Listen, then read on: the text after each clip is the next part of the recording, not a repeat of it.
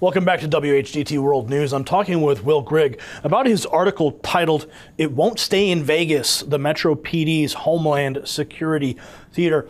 Will, what did you mean by titling the article Homeland Security Theater? What does define that? I'm referring to the recent, I would consider to be a scandal, involving this alleged threat by sovereign citizens to abduct Metro police officers, put them on trial before a makeshift court, and then murder them, execute them, and then dump their bodies in the Nevada desert. This is supposedly being carried out by a man named David Allen Bruchet in cooperation with a woman whose last name is Newman, who had very little, if anything, to do with the sovereign citizens movement, but let alone the supposed plot.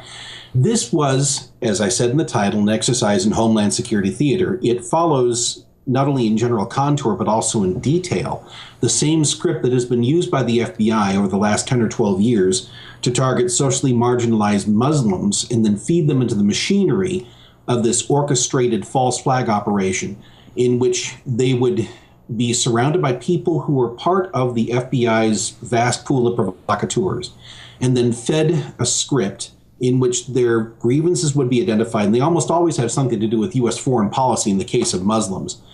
These people would be given an opportunity to retaliate against the United States, against the people of the United States, for things that the government of the United States has been doing overseas. That's the standard formula for this Homeland Security Theater script that has been used in dozens of instances by the FBI. These Muslims are not brought into a plot to avenge the infidels' impudent rejection of the Muslim religion, but rather they'd be reminded of things that have been done to civilians in places like Iraq and Afghanistan, Somalia and Yemen and so forth. And then they'd be given an opportunity to take part in a plot to blow up a Christmas tree lighting or to attack a shopping mall or things of this kind. And in every instance, the script is provided by the FBI. And the people who are brought into these plots are usually young men who are, as I said, socially marginalized. And they're given the opportunity at the very last minute to hit the button on a detonator or to make a delivery of a bomb somewhere. And at that point, the FBI swoops in and arrests this young man and then charges him with conspiracy to commit terrorism. But the thing is, absent the enabling work of the FBI, none of these plots would have existed. It's the same kind of thing that happened here in Las Vegas with this so-called sovereign citizen, David Allen Bruchet, who's a 6-time convicted felon from California and a registered sex offender. So he was somebody who's thoroughly disreputable for good reason. He was arrested on the Strip about a year ago for selling water. Actually, it was earlier this year. He's been under Metro's surveillance for about a year. It was earlier this year, I believe in February or March, when he was arrested for selling water on the Strip. They put him in a jail cell with somebody who described himself as a sovereign citizen, who was actually an undercover detective with the Las Vegas Metro Police Department. When Mr. Bruchet was released, this undercover police operative introduced him to other people who were described as sovereign citizens, and they talked about their plan. It was not Mr. Bruchet's plan to abduct Metro police officers during traffic stops or during enforcement activities, put them on trial before a sovereign citizens tribunal, find them guilty of crimes against the Constitution, execute them, and then dump their bodies in the desert. And this plot unfolded from April of this year until August 20th. Now, at exactly the same time, the newly reconfigured Use of Force Review Tribunal in Las Vegas was reviewing a shooting by an Officer Roston last November. That was okay. Now, Will, let me jump in here because you're definitely dumping a lot of information on the audience, and I don't want it to get away from them. So, to backtrack and recap what the Homeland Security Theater definition is. It's examples of when the FBI at a federal level provide and train a disgruntled individual, whether they may be Muslim or an average American. They give them a bomb or a trigger, a detonator, like in the case of the recent Federal Reserve a bomb plot attempt this past year. Also, a couple years ago, the Sears Tower was a target by a group in Florida. And in both instances, the FBI was there coddling these individuals. So you're defining Homeland Security Theater as instances where those situations take place. Yes. And And you're saying that the Las Vegas Police Department now is taking a playbook from the FBI at the federal level to put a known criminal of some sort for selling water into a prison, into a jail cell with one of their own, release them back out into the public with this newfound connection that they made in the jail cell to lead them on a path that they could then convict them. Yes. Okay. Please continue. They're doing this for the purpose of public consumption. It's a propaganda exercise, which is why I call it theater. And interestingly enough, the undercover Las Vegas Metro Police officer who instigated this referred to this as theater in a pre-trial hearing in Mr. Boucher. These are false flag operations, every single one of them. And in the case of what happened in Las Vegas, you've got the newly designated internal enemy, which is the sovereign citizens movement. It's not really carefully defined by the FBI.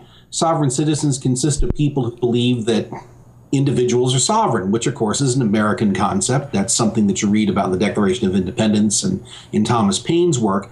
But the way they're described by the Southern Poverty Law Center, so-called, and the FBI and other agencies of the federal government and para-public agencies like the SPLC, they're described as people who believe that they are above the law. And that's not entirely accurate, but it works in terms of the way that the police are propagandized to believe that anybody who talks about the Constitution, anybody who criticizes abuse of power by the federal government, by the police locally, people who talk about the Second Amendment, people who talk about the Ninth and 10th Amendments and interposition, when they hear this type of language or they see bumper stickers that express those sentiments, people of that sort are profiled as sovereign citizens. So what happened is that Mr. Boucher, who apparently has got some distant, tenuous connection with the sovereign citizens movement, had been under surveillance for a year. He was arrested on a pretext earlier this year, put into a jail cell with an undercover operative who was trained by the federal government in the use of undercover informants and the use of false flag techniques. And then they designed this script where supposedly Mr. Boucher and other people would be brought into this plot to kidnap and try and execute Las Vegas police officers. This began in April and it ended on August 20th. And between those months, you had simultaneously going on one of the first tribunals being heard. I don't think tribunal is the right word. One of the first inquests being carried out by the newly revised use of force panel, which Sheriff Gillespie in Clark County promised was going to be transparent and accountable and a much better mechanism for trying to rein in Las Vegas Metro police officers, dealing with a shooting carried out by Jacques Roston, who was a member of the Metro Police Department. He shot an unarmed man in the leg because he said he was put in fear for his life because he thought that the man's baseball cap was a gun. That was the story that he gave. And so when he was being interviewed by the use of force panel, which included a couple of retired police officers and one assistant sheriff, Mr. Roston was completely arrogant and unreasonable and defiant and impenitent. And then after they recommended that he be terminated from his job, the termination hearing occurred a couple of weeks later, and he went through the ritual act of phoning contrition of saying, I made mistakes, I've learned my lesson, I will accept a reprimand, but I think I should keep my job. And so Sheriff Gillespie said, well, we'll let him keep his job. He's obviously sorry for what he did. I think what he did was a terrible thing, but no harm, no foul, leaving aside the fact that there's a man who's now mangled for life because he was shot without cause or justification by this police officer. That happened in late July, and that caused half a dozen members of this new use of force board to resign, including an assistant sheriff and including a former law enforcement officer who said, I don't know what we're doing here. We're just we're expected to validate, to rubber stamp the decisions made by police in the use of lethal force, no matter how unreasonable they might be. So in early August, the people running this false flag operation with David Boucher escalated things. They said, we have to go to an operational phase now because, in my opinion, based on what I've read, they said they had to knock off the headlines this growing scandal about the fact that this much heralded use of force board was just as bad as the system that existed for 20 some odd years before this. Actually, for over 30 years, that system had never found a police officer negligent, with one exception, and that decision was overturned. So the public was six times. So, Will, let me just jump back in here and bring our audience up to speed. Because of these hearings, now they want to go operational with this Yes. false flag Homeland Security adapted theater in Las Vegas police. Yes. Okay. They wanted to knock that off the front page and knock it below the fold of the newspaper, so to speak. Yeah, get the headlines focused on something else. So they've been running this operation for several months with David Allen Boucher and this hapless woman who just got caught in the undertow. And I think the reason why they extended an invitation to this woman is so they could have a co-conspirator who wasn't a police officer. They could say there was an actual conspiracy because there was more than one person involved here, apart from the Metro police officers. Their gang of Homeland Security theater artists who were involved in this. They needed another civilian involved, I think, is why they ended up with this Newman lady involved. But this is August 20th. What had happened is that the police officer who was running this false flag operation introduced Mr. Boucher to yet another sovereign who said there's been another unjustified police shooting by the Metro Police Department. This time it involved a sovereign citizen. We don't have any more time to wait. We have to go right now and put this plan into action. Interestingly enough, Mr. Boucher didn't want to do this. He was reluctant to do this because I think he had persuaded himself that the people he was talking with were potentially dangerous but not serious about what they were describing. But they eventually talked him into making some kind of a commitment to going out and abducting these police officers and hauling them up before a sovereign tribunal. And so he and his associate, Mrs. Newman, left this warehouse, this abandoned warehouse that had been rented as a theater for this Homeland Security theater play. And the minute they stepped outside, they were arrested by a SWAT team. Neither of them was armed. Mr. Boucher doesn't own a gun. Mrs. Newman doesn't own a gun. Neither of them had ever been arrested for a violent crime. Mr. Boucher, as I pointed out, is a felonious sex offender, registered sex offender. And so within a few hours, suddenly the headlines all proclaimed that the Metro Police Department had valiantly intercepted this plan, interdicted this plan to arrest police officers and put them on trial and murder them. And within a couple of days, you had these photographs of Mr. Boucher chained up, quite frankly, like Hannibal Lecter, and then flanked by police officers in body armor in the first pretrial hearing. And so they successfully, in my opinion, conducted this Homeland Security theater operation, which the police officer described as a theater operation, for the purpose of trying to dispel the growing controversy over the fact that police officers in Las Vegas are still murdering people with impunity. This is a startling application of law enforcement in an effort to justify the murders that take place at the barrel of their own guns. Why are they so driven to create these environments and bring in citizens as dirty as some of these citizens may be, the sex offender this individual was? Why do they feel the need to go ahead and create these vast theatrical plays for the American people? Why can't they just do their job and catch the speeding ticket speeders on the highway? And they have to come up with these huge theatrical productions. I think that has something to do with the role that is played by law enforcement in our system today being completely different from what peace officers were expected to do maybe a generation or two ago. And that's because they're more overtly engaged in the use of force to regiment and control behavior as opposed to protecting life, liberty, and property. In our system as it existed until the middle of the 19th century, we didn't have paramilitary police. And I'm of the opinion that there's no constitutional justification for a government-controlled corporate municipal paramilitary body that we would call police. There were constables, there were sheriffs, there were deputies, but it was understood that these were citizens that were not invested with some special powers that allowed them to use aggressive force against other citizens. Today, after 120, 130 years of the militarization of police, it really started in the late 19th century, it escalated in the early 20th century in the progressive era. It took a quantum leap forward in the late 60s and early 70s with the war on drugs, and now in the post-war on terror era, it's coalescing to something genuinely ferocious and formidable. But after 120, 130 years of this process, most people assume that police officers are endowed somehow with the right to use aggressive force against people who are not violating the rights of other people. The problem here is that peace officers don't do that. Peace officers were supposed to de-escalate confrontations. They weren't supposed to control and dominate and regiment. They were taught to de-escalate confrontations, to try to bring about a resolution where you didn't necessarily slap the handcuffs on somebody and take somebody away to be charged.